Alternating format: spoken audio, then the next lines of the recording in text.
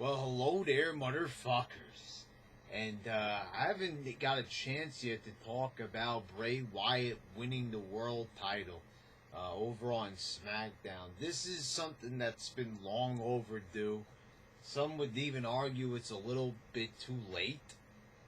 This guy should have been winning the title in 2014, feuding with Cena. It should have ended with Bray Wyatt somehow getting the title that year. They took their time with Wyatt. They wasted a lot of time with him. And at the end of the day, he did become champion, but now it's when a lot less people are watching, a lot less people are interested. And it's almost like people don't care as much as they would. It's also kind of crazy that he's a heel and the whole crowd is cheering for him once he wins the title. You would think when a heel used to win the title back in the day, everybody would be booing because, they didn't want him to win the title because it was part of the show. He's the bad guy. You shouldn't want the bad guy to win. Now everybody is cheering for the bad guy. They're happy when the good guy loses. It's all over the place, and we have WWE to blame for catering to the internet fans, putting plans on hold in order to please a bunch of fucking idiots on the internet. And that's why we're in, the shit shape that we're in now. It's not just because of that. They've been fucking up for a long time. Before it was about pleasing internet fans, it was about just pretty much going into business for themselves, not really caring what the fans think, but not the casual fan. Now it was the internet fans, so they didn't want to listen to casual fans, but they listened to the internet fans, which, they shouldn't really care because these people do not have the best interest of the product in mind. We all know what internet fans want. They want matches with 1,000 flips. They want the matches to pretty much mirror what Ring of Honor is. So they were wasting their fucking time with that. So now Bray Wyatt, which I have to say off the current roster, one of my favorite wrestlers of the current roster, finally has the title. And it feels bittersweet, I have to say. Because it really is. It's like, he should have won it a long time ago. Should have won it during his feud with Cena when they were really pushing him big time. All these years passed. Bray Wyatt's been in WWE since 2013. I know it doesn't seem like a long time, but Bray Wyatt is coming on 4 years with WWE. 2013, 2014, 2015, 2016. No world titles. 2017. He finally wins his world title. He should have had multiple reigns up into this point. How was it that guys like Dean Ambrose won the world title before a guy like Bray Wyatt? A guy with a lot more charisma. A guy that had way more marketability. I'm looking in the Elimination Chamber match, and I'm watching Dean Ambrose in there. And I'm like, what I've said for years, just an average-looking guy. Years later, still wearing his jeans and tank top like a no-namer. This guy reminds me so much of Steve Lombardi, of the Brooklyn Brawler. I mean, what's the difference between the two guys? Just average-looking Joes wearing street clothes.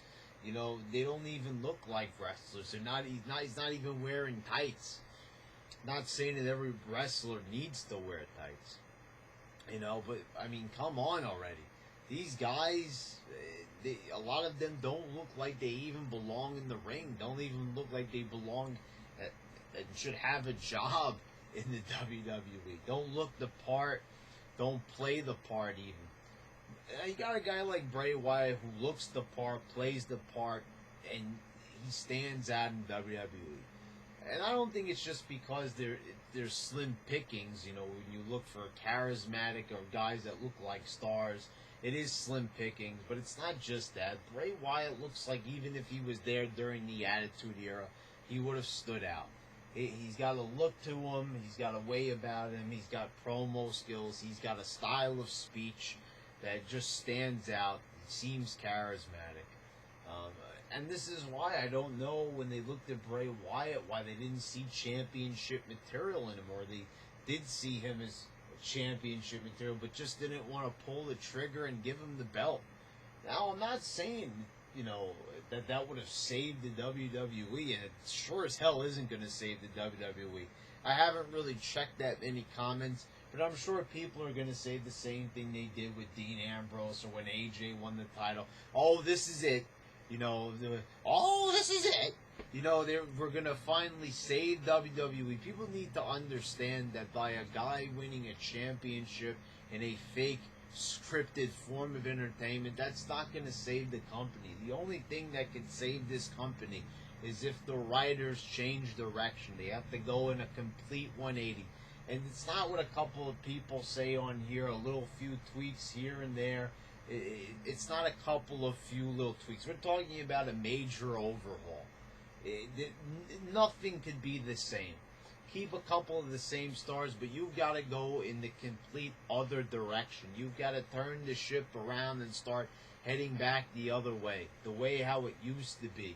Not saying it has to be the same way that it used to be, but they need to draw a little bit of that same passion and fire and energy that they used to have in the product.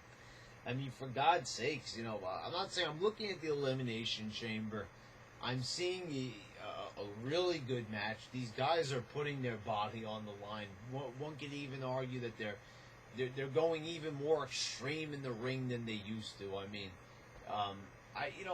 this is the argument that I keep hearing. I mean, they say these guys are pussies in the ring, and no, I'm looking and I'm seeing that these guys are really fucking taking some big risks here. Something interesting about the Elimination Chamber match, though, I noticed they removed the gratings on the floor of the structure, and now they're just like mats. I don't know, but that kind of kills a little bit of it. I saw that they wanted to do some spots on it, and I was like, oh shit, they're falling onto the grate. And then I looked at it, and then I was like, that's not even the grating, but still, take it away. Not going to take it away from them. These guys are, taking a lot more risks than they used to. And when they did take risks, they were at least calculated risks. Risks that made sense. That you could see like they're doing something, but I don't know. It seemed like they thought it out a little bit more. Now it's more indie style. It's just big dives and dangerous spots that don't even seem like they weren't even really thought through all that much. They're just, diving in head first. But I don't want to get into that all now. That's my reaction to the match. It was a really good match. Bray Wyatt looked really strong. I mean, they had him pinned, not only Cena, but AJ right there at the end. Getting nice pinfall victories over both of those guys. I look at Corbin. I mean, I'm not buying again Dean Ambrose beating a guy like Corbin. Why waste him? And I'm looking at Miz also, another guy where I feel like these guys are being wasted. These should be the main event guys, really. I don't know. I look at AJ Styles and I see more of Corbin and Miz deserving of that spot. It just is. I like AJ a lot, but I see these guys and I feel like they deserve more of the spot. I don't know.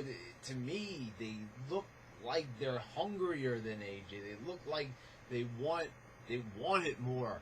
And I know it's just my opinion, maybe. But anyway, this is so long overdue for Bray Wyatt. It was almost laughable. I couldn't help but smile looking at it. Happy for him, but laughing to myself in the same breath because I was like, it's unbelievable that they waited this long to give him the belt. This guy was so over in 2014. Instead of capitalizing on the chance to give this guy the world, to give him the world as he was singing, I've got the whole world in my hands. They had the perfect opportunity, the pitch perfect opportunity to take advantage of this guy's popularity and position that, he earned in the WWE. He came in and he captured the imaginations of the fans. Something we hadn't seen in quite some time. People were getting behind this guy. And, he was really engaged with Cena. This was a hot feud, a mismanaged feud. It should have ended that summer. It should have been when Daniel Bryan had to give up the belt. It should have been Bray Wyatt walking out with the title. It should have been him, or it should have been Bray Wyatt beating Cena for the title instead of somebody like Brock Lesnar. But once again, as I said, this is the old story with WWE. Failed opportunity after failed opportunity. And it will never end. It will keep going on this way. And this is just a small segment of the WWE timeline. That was 2014. It's about to be 3 years since that time. And we're going to finally, look back at this. And we're going to be like, this was really long overdue. Why did they wait so long to give this guy his just dues? And when you look at it, it's laughable. And now you come to the time when it happens, and you're like, who the fuck gives a shit anymore? Because it should have happened a long time ago. And this would have been the same thing with a guy like Stone Cold The Rock.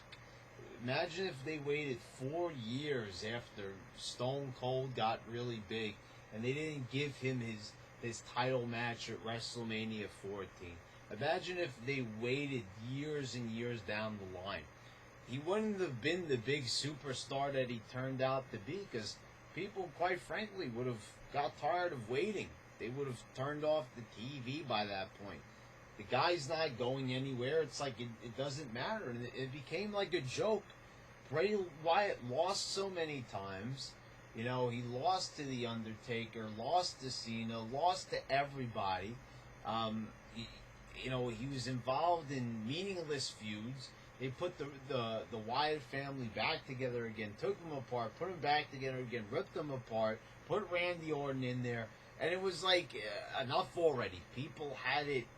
They had it already with Bray Wyatt. They were like, this was a cool guy, this was a good wrestler, but we're not going to stick around for this guy much longer because his career wasn't going anywhere. It wasn't progressing. They were in a feud with New Day a couple of months ago, and it's like, there's no progress ever being made with these guys. It was just one thing after another, of randomization with Bray Wyatt. And now you give him the title, and it's bittersweet. Like I said, not a bad thing. It's a good thing. It's well-deserved, but it's just so long overdue, it's almost ridiculous. All right, motherfuckers. The Chamber match was good. Happy that Bray Wyatt is champion. But like I said, could they have waited a little bit longer to do this? I mean, seriously.